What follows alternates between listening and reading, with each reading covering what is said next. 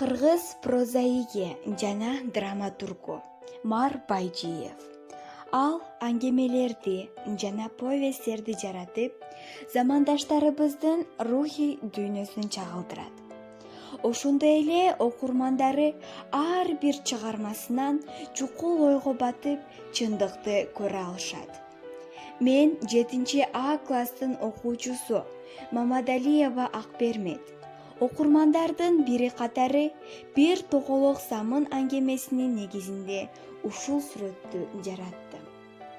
Сүрөтүмдүн темасы тунук сүйүүдөн куралган тамчы көз жаштар. Бул аңгеменин негизги каармандары Турусбек менен Зайра.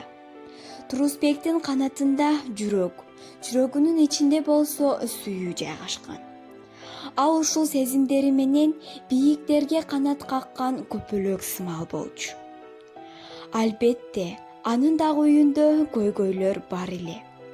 Бирок ал өзүнүн жеке ички сүйүүсүн көйгөйлөрдөн жогору койгон. Ал эми Зайранын канатында кайгы өкүм сүрөр эле.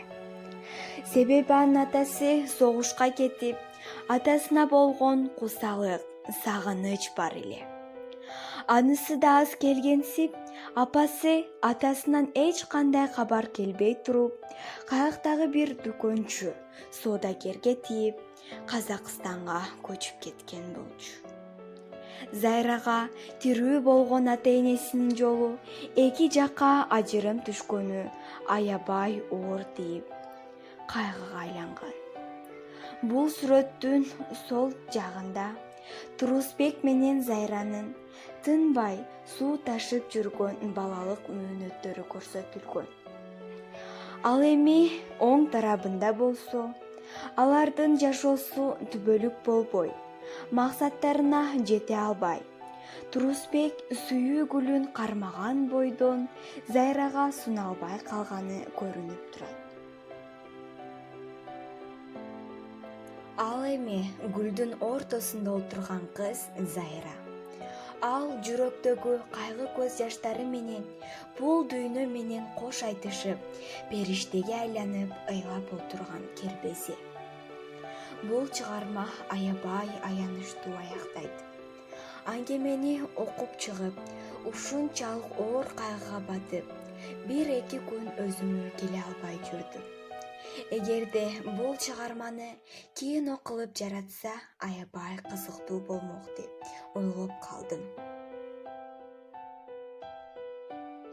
Көңүлүмдү сергитиш үчүн бөлмөмдөгү аквариумга кирип, балыкка окуп чыккан аңгемем боюнча айтып бердим. Кудайдын кудурети менен тилсиз демигип карап, тоз тойгон көздөрүнөн жаш чыкты.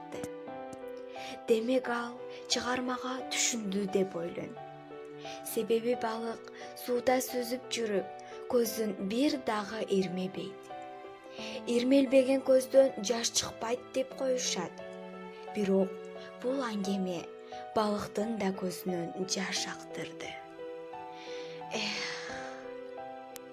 Турусбектин тунук махаббатына бир гана асмандагы ай күбө болуп калды.